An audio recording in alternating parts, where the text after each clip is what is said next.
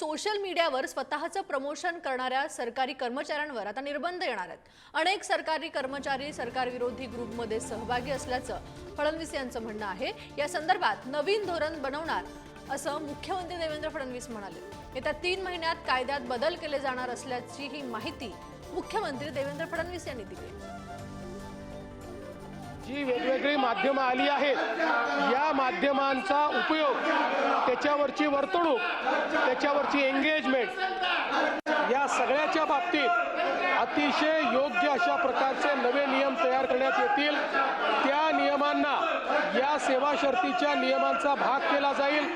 त्या संदर्भात एक डिटेल अशा प्रकारचा GR हा काढला जाईल आणि कुठल्याही परिस्थितीमध्ये बेशिस्त वर्तन हे खपवून घेतलं जाणार नाही, हे या निमित्ताने मी लक्षात आणून देतो।